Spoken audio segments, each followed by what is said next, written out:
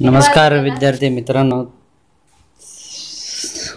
SET NET Marathi या मराठी विषयाच्या अनुषंगाने सखोल माहिती देणाऱ्या चॅनलमध्ये आपल्या सर्व विद्यार्थ्यांचं सहर्ष स्वागत आहे। विद्यार्थी मित्रांनो, मागील काही व्हिडिओच्या माध्यमातून सेट नेट पेट परीक्षेमध्ये कशा पद्धतीने प्रश्न विचारले जाऊ शकतात या अनुषंगाने काही प्रश्न आणि त्याची उत्तरे आपण या ठिकाणी पाहिले आहेत। आपल्याला ही माहिती आवडत असल्यास नक्कीच लाईक आणि कमेंट करून चॅनल सबस्क्राइब करायला विसरू नका। तसेच आपल्या मित्रांना हे चॅनल शेअर कराल त्या ठिकाणी विसरू नये। विद्यार्थी मित्रांनो, जे विद्यार्थी डॉक्टर बाबासाहेब आंबेडकर मराठवाडा विद्यापीठाच्या अंतर्गत शेट परीक्षा हे आपले PhD करू इच्छितात अशा सर्व विद्यार्थ्यांसाठी अजूनही दिनांक 15/7/2021 पर्यंत PhD करण्यासाठी रजिस्ट्रेशन करू शकतात। तसेच जे विद्यार्थी सेट नेट पेट MPhil त्या ठिकाणी उत्तीर्ण असतील असे सर्व विद्यार्थ्यांनी आपल्या PhD करण्यासाठी त्या ठिकाणी रजिस्ट्रेशन करावे। त्या संदर्भात काही अडचणी असतील तर त्या अडचणी मला विचाराव्यात किंवा मेसेजच्या द्वारे माझ्यापर्यंत पोहोचाव्यात। मी त्याचं निराकरण करण्याचा प्रयत्न या चॅनलच्या माध्यमातून नक्की करेन। विद्यार्थी मित्रांनो, आपण मागील काही समीक्षेच्या अनुषंगाने प्रश्न आणि त्याची उत्तरे पाहत आहोत। ही प्रश्न आणि उत्तरे पाहत असताना आपण यातील काही महत्त्वपूर्ण अशी वाटत असलेले प्रश्न आणि त्याची उत्तरे, सगळ्यात महत्त्वाचं म्हणजे ही जी काही प्रश्न आहेत ही प्रश्न एक वेगळ्या पद्धतीने या ठिकाणी काढण्याचा माझा प्रयत्न आहे। ती काढलेली आहे आणि त्याची उत्तरे मी या ठिकाणी देण्याचा प्रयत्न केलेला आहे। योग्य जोड्या लावा। आजचा जो पहिला प्रश्न आहे तो अशा पद्धतीचा आहे की बालकवींची कविता विविध अर्थध्वनी हे जे काही पुस्तक आहे, त्यानंतर तुकारामांच्या अभंगाचे अर्थनिर्णय, साहित्याच्या संदर्भात किंवा आधुनिक साहित्य सिद्धांत अशा पद्धतीच्या ग्रंथांची नावं आणि त्याचे लेखक या ठिकाणी दिलेले आहेत। तर बालकवींची औदुंबर कविता विविध अर्थध्वनी हा यशस नाडकर्णी यांना संपादित केलेलं पुस्तक आहे। तुकारामांच्या अभंगाचा अर्थनिर्णय डॉक्टर मसू पाटील यांचा आहे। त्यानंतर साहित्याचे संदर्भ हे हरिश्चंद्र थोरातांचं पुस्तक। अगदी त्याच पद्धतीनं आधुनिक सिद्धांत समीक्षा सिद्धांत हे मिलिंद मालसे यांनी संपादित केलेले पुस्तक। अशा पद्धतीने ही पुस्तकं आणि त्याचे लेखक या ठिकाणी आहेत आणि 1 नंबरचा पर्याय तो बरोबर आहे। बाकी जे काही पर्याय आहेत ते चुकीचे असून अ, ब, क, ड 1 नंबरचा पर्याय या ठिकाणी बरोबर असल्याचं आपण सांगू शकतो। पुढचा जो प्रश्न आहे तो अशा पद्धतीचा आहे की साहित्याचा समाजशास्त्रीय पद्धतीने अभ्यास करण्याची पद्धत प्रथम फ्रेंच समीक्षक विचारवंत टिंबटिंब यांच्या हिस्ट्री ऑफ इंग्लिश लिटरेचर या ग्रंथाद्वारे मांडली गेली। तर सगळ्यात महत्त्वाचं म्हणजे एक समाजशास्त्रीय समीक्षा पद्धतीचे अभ्यासक म्हणून आपण हिप्पोलियन यांना ओळखतो, जे की फ्रेंच समीक्षक विचारवंत आहेत आणि त्यांचा जो ग्रंथ आहे तो म्हणजे हिस्ट्री ऑफ इंग्लिश लिटरेचर या ग्रंथाद्वारे ही समाजशास्त्रीय पद्धतीने अभ्यास करण्याची पद्धत प्रथम मांडलेली आपल्याला सांगता येते। जॉर्ज ड्रायडन असतील, रेन मेलिक असतील किंवा मॅथ्यू आर्नॉल्ड लागतील हे पर्याय या ठिकाणी चुकीचे असल्याचं आपण सांगू शकतो। पुढचा जो प्रश्न आहे तो अशा पद्धतीचा आहे की टिंबटिंब यांच्या मते साहित्याचा व्यापार देश, काळ व परिस्थितीने म्हणजेच रेश, मिलिव अँड मोमेंटने प्रेरित, प्रवाहित आणि नियंत्रित होतो या त्रिसूत्रीचा वापर करून त्यांनी इतिहास लिहिला आहे। ते म्हणजेच हिप्पोलियन हे समाजशास्त्रीय समीक्षेचे अभ्यासक, फ्रेंच अभ्यासक हे आपण या ठिकाणी लक्षात घेतलं आहे। तर यांच्यामध्ये साहित्याचा व्यापार हा देश, काळ, परिस्थिती म्हणजेच देश म्हणजेच वंश, काळ, परिस्थितीने रेश, मिलिव अँड मोमेंट प्रेरित, प्रवाहित आणि नियंत्रित होतो या त्रिसूत्रीचा वापर प्रथम त्यांनी वापर करून त्यांनी इतिहास लिहिला आहे, ते म्हणजेच हिप्पोलियन होय।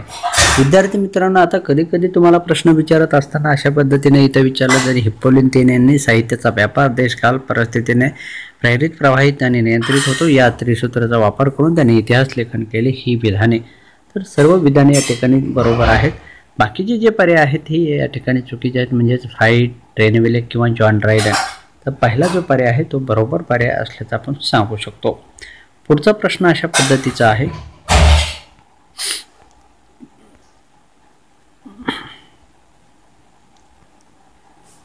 टिंबटिंब यांच्या मते साहित्यात चित्रणविषयी झालेली व्यक्ती समाजाचे प्रतिनिधित्व करीत नसून स्वतःचे निराळेपणे विशेषण प्रस्थापित करीत राहतो.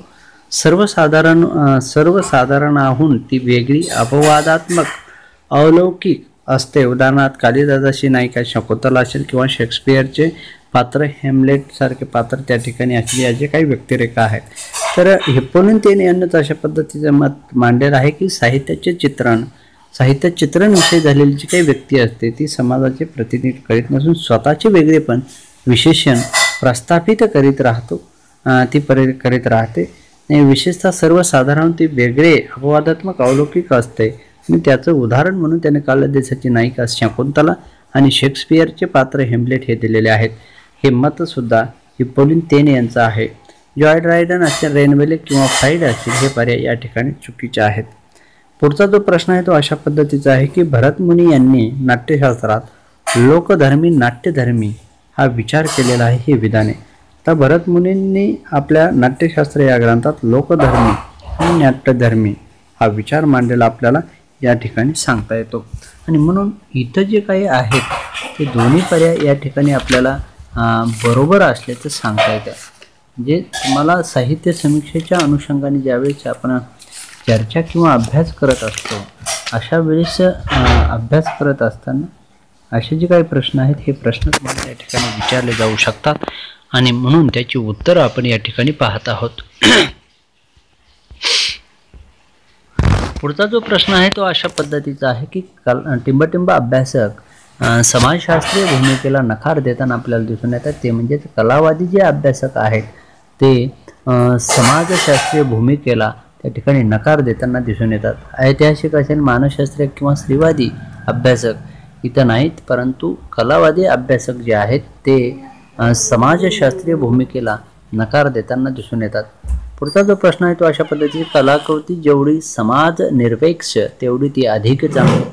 कला समाज सापेक्ष होऊ लागली की ती दुर्बल बनते. कलेची कला पण समाज निरपेक्षच आहे असे मत टिंबटिंब हे अभ्यासक मांडतात. तर कलावादी अभ्यासकाचंच हे मत आहे. त्यांच्यामध्ये कलाकृती जेवढी समाजनिरपेक्ष तेवढी ती अधिक चांगली. कला समाजशास्त्रीय होऊ लागली की ती दुर्बल बनते. कलेची कला पण समाज निरपेक्षत आहे असे मत कलावादी अभ्यासक मांडताना दिसून येतात. ऐतिहासिक, स्त्रीवादी किंवा मानसशास्त्रीय हे पर्याय या ठिकाणी चुकीचे आहेत. पुढचा प्रश्न समाजशास्त्रीय समीक्षेला वास्तववादी समीक्षा, ऐतिहासिक समीक्षा, मार्क्सवादी समीक्षा या पूरक आणि जवळच्या आहेत ही विधाने.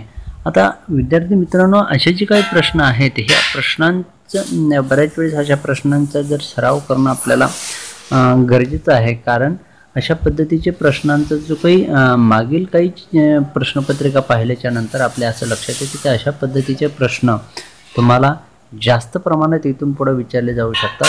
म्हणजे की समीक्षेला वास्तववादी समीक्षा, ऐतिहासिक समीक्षा, मार्क्सवादी समीक्षा या पूरक आणि जवळची आहेत ही विधाने. तर या ठिकाणची काही विधाने आहेत ही दोन्ही विधाने या ठिकाणी सत्य असल्याचं आपण सांगू शकतो.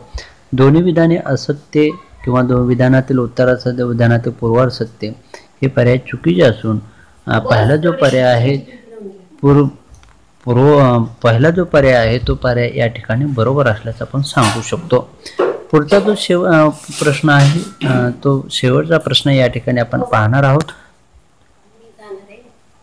समाज ही एक व्यापक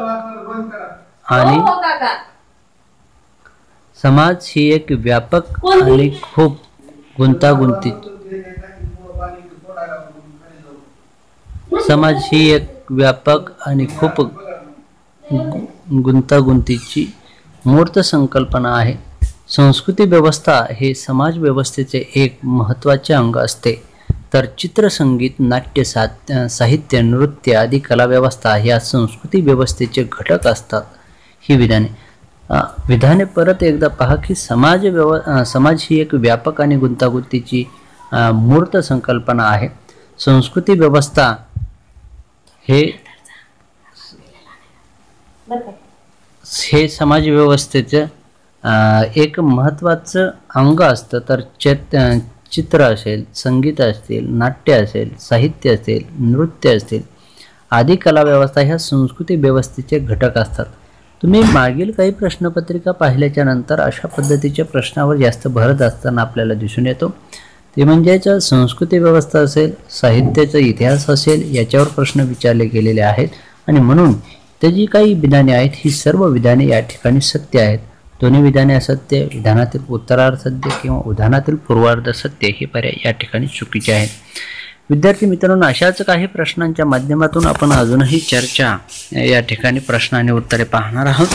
आपल्याला ही प्रश्न आणि उत्तरे आवडल्यास नक्कीच लाईक आणि कमेंट करून चॅनल सबस्क्राईब करायला विसरू नका। तसेच शब्द हा बहुसार या ग्रुपमध्ये ज्या विद्यार्थ्यांना सामील व्हायचे आहे अशा विद्यार्थ्यांनी मला मेसेज किंवा कॉल करावा। मी आपल्या सर्व विद्यार्थ्यांना आपल्या ग्रुपमध्ये सामील घेऊ इच्छितो। विद्यार्थी मित्रांनो, या ठिकाणी जास्तीचा